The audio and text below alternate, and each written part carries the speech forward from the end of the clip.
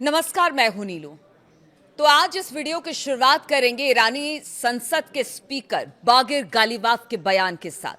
आज इस वीडियो की शुरुआत इसलिए कर रहे हैं क्योंकि कल हमें या कि पूरी दुनिया को लगा कि ट्रंप ने जो सीजफायर किया उसको पूरी ईमानदारी के साथ निभाएंगे, लेकिन अब दोनों तरफ से यानी ईरान की तरफ से भी और अमेरिका की तरफ से भी कहा यह जा रहा है कि सीजफायर को लेकर अब उल्लंघन किया जा रहा है और गालिबाफ ने इसी बात का जिक्र किया है। गालिबाफ ने क्या कहा है? गालिबाफ ने बयान में कहा है कि बातचीत शुरू होने से पहले 10 सूत्रीय प्रस्ताव के 3 मुख्य बिंदुओं का उल्लंघन कर दिया गया।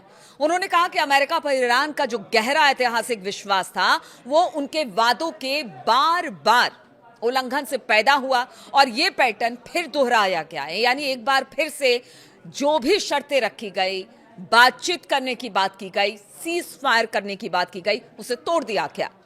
उन्होंने राष्ट्रपति डोनाल्ड ट्रंप को याद दिलाया कि ट्रुथ सोशल पर लिखते हुए कि ईरान के 10 सूत्रीय प्रस्ताव को बातचीत करने लायक आधार बताया था और अब उनके 3 बिंदु ही तोड़ दिए हैं। अब देखिए ये 3 बिंदु क्या है। पहला, लेबनान में जिस तरह से हमला इजराइल ने किया है, नरसंहार इसे कहा जा रहा है।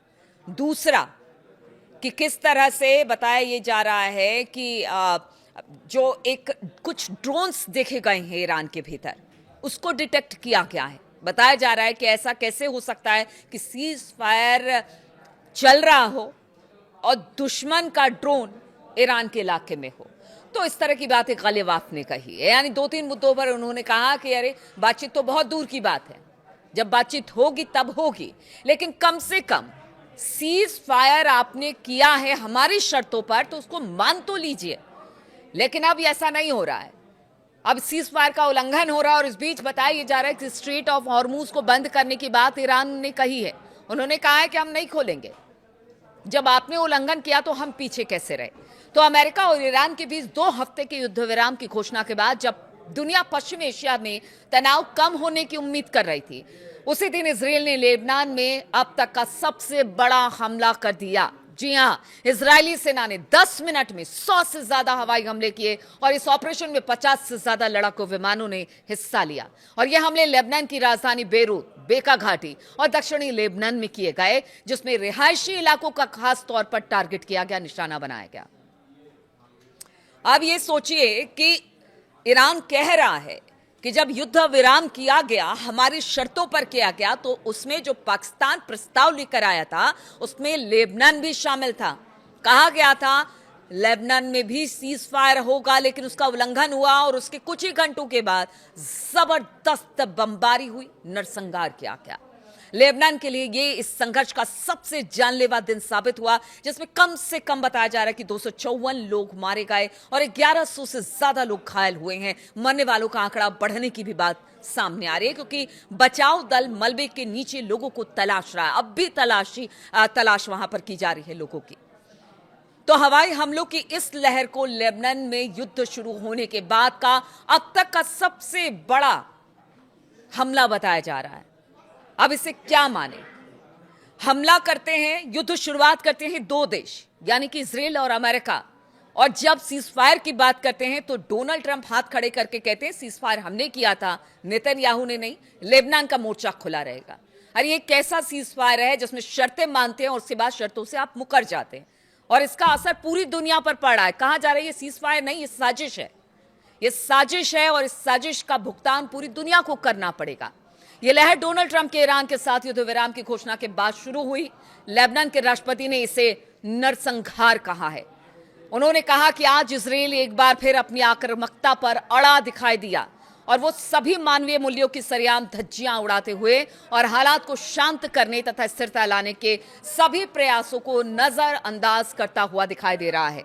अपने शर्मनाक का रिकॉर्ड में एक और नरसंहार जोड़ रहा है इजराइल, और ये कहा है जोसेफ आउन ने, जो कि लेबनान के राष्ट्रपति हैं। लेबनान सीजफायर का हिस्सा नहीं है और इजराइल के प्रधानमंत्री बेंजामिन नेतन्याहू ने कल जिस तरह से ट्रंप ने सीजफायर की घोषणा की उसके बाद ही कह दिया कि हमारी तरफ से कोई युद्ध विराम नहीं है और हम इस युद्ध विराम को नहीं मानते। लेबनान के मोर्चे पर हम लगातार हमला करते रहेंगे और वो हमला कितना भीषण था कल सबने देखा। इधर अगर लेबनान इसका हिस्सा नहीं है और हिजबुल्लाह के खिलाफ हमले जारी रहेंगे तो वो सब कुछ दिखा। ईरान ने साफ कहा कि लेबनान अलग नहीं है और ये जो संघर्ष विराम है वो बिना लेबनान के संभव है ही नहीं।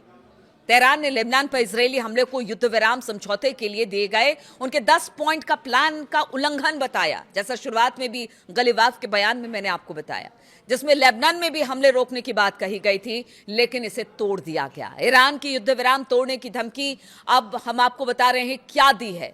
जिस तरह से पीछे 3-4 पॉइंट्स या 3-4 बिंदुओं पर सहमति की बात हुई थी, उसके बाद सीज फायर किया गया था। अब ईरान कह रहा है कि जब इसका कोई मतलब नहीं है तो फिर हम इस पर क्यों कायम रहे, तो हम भी अब तोड़ देंगे, जितने युद्ध विराम की शर्तें हम सब तोड़ देंगे। ईरान ने ऐसा कहा है। ईरान की सरकारी समाचार एजेंसी फॉक्स न्यूज ने कहा कि तेहरान ने हॉर्मुज जलडमरू मध्य यानी स्ट्रेट ऑफ हॉर्मुज को बंद कर दिया है। लेबनान में हिजबुल्लाह के ठिकानों पर हमले को लेकर युद्ध विराम का उल्लंघन बताया है और उन्होंने कहा है कि अगर इसी तरह से जारी रहा तो फिर हम इसराइल पर भी हमला करेंगे और हमला हो रहा है। ईरान की तस्नीम न्यूज एजेंसी ने तेहरान की चेतावनी के बारे में बताया कि अगर इजराइल लेबनान पर हमले जारी रखता है तो फिर ईरान युद्ध विराम से पीछे हो जाएगा। यानी अभी तो सिर्फ वो स्ट्रेट ऑफ हॉर्मुज की बात कर रहा है बंद करने की, उसके बाद तो फिर वही चीज, वही मिसाइलें दागी जाएंगी, वही ड्रोन गिराए जाएंगे, वही हवाई हमले होंगे। मैं सभी पक्षों से पूरी ईमानदारी और गंभीरता से अपील करता हूं कि वो संयम बरते और तय समझौते के मुताबिक 2 हफ्ते तक संघर्ष विराम का सम्मान करें। अब देखिए ये कौन कह रहा है, ताकि कूटनीतिक इस संघर्ष के शांतिपूर्ण समाधान की दिशा में अहम भूमिका निभा सके। तो ये कह रहा है पाकिस्तान, और ये कह रहा है वहां के जो प्रधानमंत्री हैं वो कह रहे हैं कि देखिए अभी कैसा सीजफायर पाकिस्तान ने करवाया है। सबके सामने यही बात है कि पाकिस्तान ने कैसा सीजफायर किया है। क्या अमेरिका के पास कुछ और लेकर गया, ईरान के पास कुछ और शर्तें लेकर आया? क्योंकि अगर ट्रंप की बात की जाए तो ट्रंप ने कहा कि देखिए हम तो यूरेनियम इनरिचमेंट जब तक ईरान बंद नहीं करेगा तब तक हम किसी तरह की बातचीत नहीं करेंगे। मिसाइल प्रोग्राम को कम करना पड़ेगा उस पर, उसके अलावा हम बात नहीं करेंगे। तो फिर ये कैसा सीजफायर है जो पाकिस्तान ने कराया है? पाकिस्तान की खूब वजीहत हो रही है। देखिए 11 तारीख को पाकिस्तान में एक बैठक होने वाली है इस सीज फायर को लेकर, मध्यस्थता पाकिस्तान कर रहा है। माना यह जा रहा है क्या उससे पहले ही सब कुछ खत्म हो जाएगा, कोई सीज फायर नहीं, कुछ नहीं, अब दोनों तरफ से फिर हमले होंगे, या फिर उस जगह पर बैठे जरूर, इस्लामाबाद में बैठेंगे जरूर, लेकिन उसके बाद स्थिति और खराब होगी। इसलिए अब पाकिस्तान को लेकर भी बहुत सारे सवाल उठ रहे हैं कि ये कैसा सीज फायर है। क्या कोई इसके जो प्रस्ताव है जो वो लेकर पहुंचा अलग अलग तरीके से दोनों के सामने उसने प्रेजेंट किया पाकिस्तान इस सीज फायर के प्रस्ताव को? क्या डोनाल्ड ट्रंप जो कह रहे थे वो ईरान को नहीं बताया, या ईरान ने जो कहा वो डोनाल्ड ट्रंप ने उस बात को नहीं मानी? फिर कैसा सीज फायर था ये? शोर तो यही मचा कि सीज फायर हो गया, 2 हफ्तों तक, कम से कम 2 हफ्तों तक तो थोड़ी सी शांति रहेगी। लेकिन अब यही कहा जा रहा है कि ये शांति कब तक रहेगी, क्योंकि देखिए नेतन्याहू तो बिल्कुल बात नहीं मान रहे हैं और इससे पल्ला अब खींच लिया है ट्रंप ने। नेतन्याहू जबरदस्त तरीके से लेबनान के इलाके में हमला कर रहे हैं। ईरानी संसद के स्पीकर बागेर गालिबाफ का जो बयान है वो जिस तरह से उन्होंने कहा है कि अगर वो सीज फायर तोड़ते हैं तो फिर हम भी सीज फायर तोड़ देंगे। तो क्या ये सीज फायर एक साजिश है? क्योंकि ईरान पहले ही कह चुका है कि हमें विश्वास नहीं है डोनाल्ड ट्रंप उनकी बातों पर, और अपनी अपनी बातों पर दोनों अड़े हुए हैं। तो जब बात वही पुरानी है तो फिर जो सीज फायर है वो कैसे होगा? सवाल सबसे बड़ा यही है और सबकी निगाहें इसी तरफ है कि पता नहीं फिर से कब हमला शुरू हो जाए, क्योंकि हालात तो कुछ ऐसे ही बयां कर रहे हैं।